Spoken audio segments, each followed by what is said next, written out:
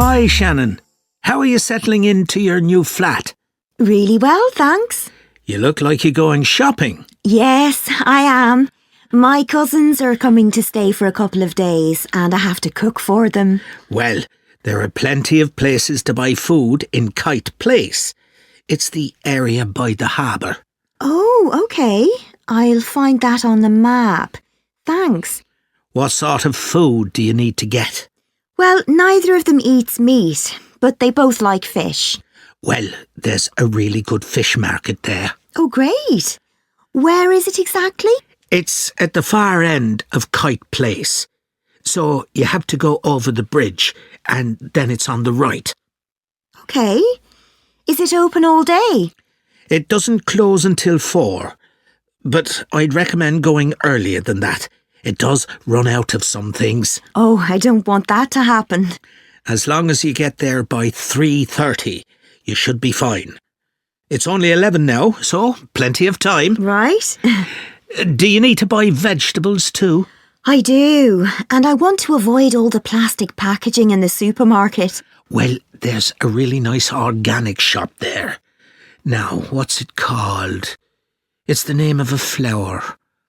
I know, it's Rose. Oh, that's a nice name. Yeah, it sells vegetables and quite a lot of other stuff. And where's that?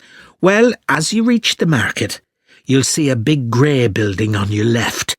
I think it used to be a warehouse. Anyway, now it's a restaurant upstairs, but the ground floor has 2 shops either side of the entrance, and it's the one on the left. That's easy enough. You can't miss it.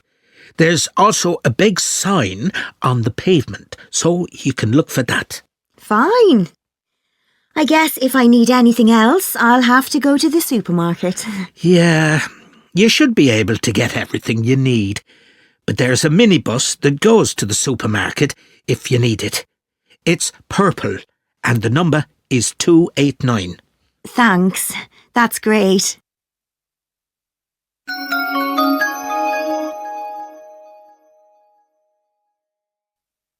So, what do you need to get at the fish market? The salmon is always very good, and the shellfish. I'm going to make a curry, I think, and I need about 12 prawns for that. They'll have plenty of those. OK. Have you ever tried samphire? No, what's that? It's a type of seaweed. Oh. I just ask for a handful, and you fry it in butter. It's delicious. Oh, I might try that. How do you spell it? It's SAMPHIRE.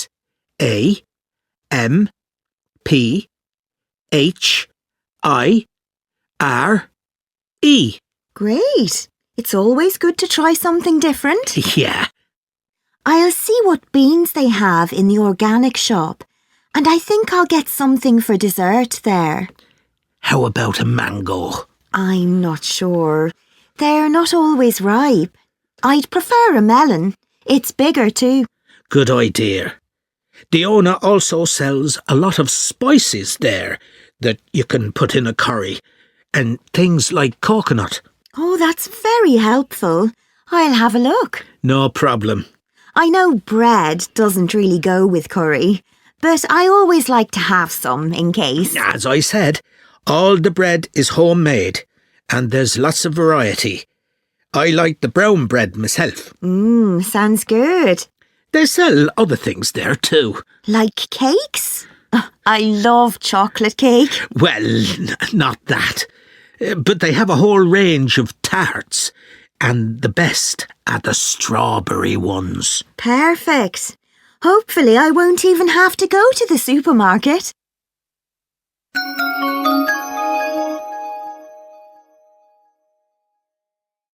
The Children's Book Festival is coming up again soon, and here to tell us all about it is the festival's organiser, Jenny Morgan.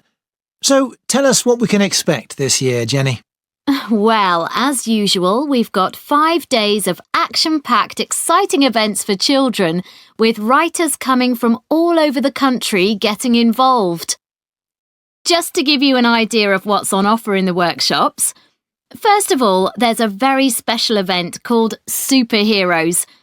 This is a chance for deaf children to share their reading experiences with author Madeline Gordon, who is herself hearing impaired. Just Do It is a practical workshop led by the well-known illustrator Mark Keane. He'll take participants on a magical journey to faraway lands with an opportunity for aspiring actors to do some role play.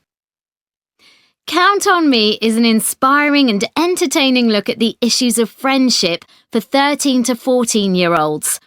It looks at some of the friendships described in popular books and asks participants to compare these with their own experiences. Speak Up is part of a series of workshops on the subject of mental health. This is a creative writing workshop encouraging children to describe situations where young people experience loneliness. A recent survey revealed that children can be lonely even when they're at home with their families.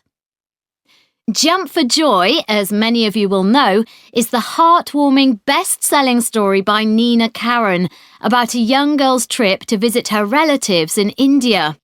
It recently received the gold medal at the Waterford Awards. Nina will get children to celebrate the word joy by writing a poem. Sticks and Stones is the beautifully illustrated picture book for young readers about a community who organise an African Caribbean festival to help local children learn about their Jamaican roots. This will be a musical event where children will have the chance to play steel drums. This is bound to be very popular, so please book as soon as possible.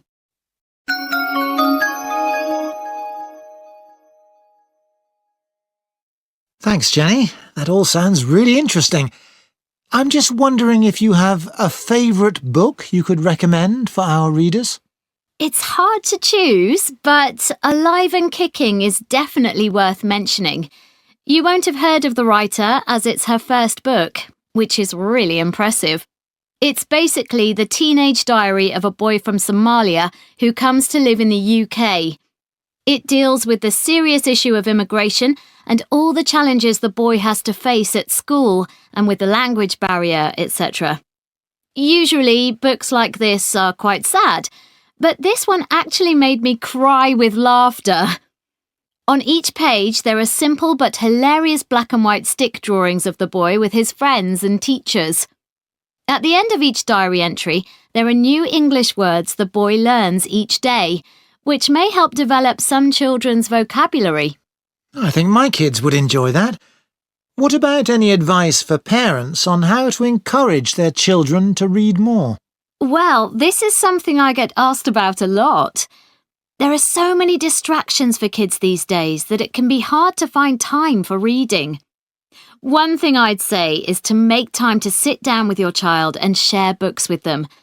A lot of parents give up reading aloud to their children as soon as they learn to read independently, but this is a mistake. It's good to read more advanced books to them, as it helps to develop their vocabulary. If you don't have time for this, then let them listen to audiobooks. Often they'll want to read books they've listened to for themselves. I think it's a good idea to make a mental note of the type of books your child is reading. Often they just read the same genre all the time, which can get a bit boring. You can introduce new authors and genres to them. Librarians should be able to help you with this. Well, Jenny, I think that's really useful advice.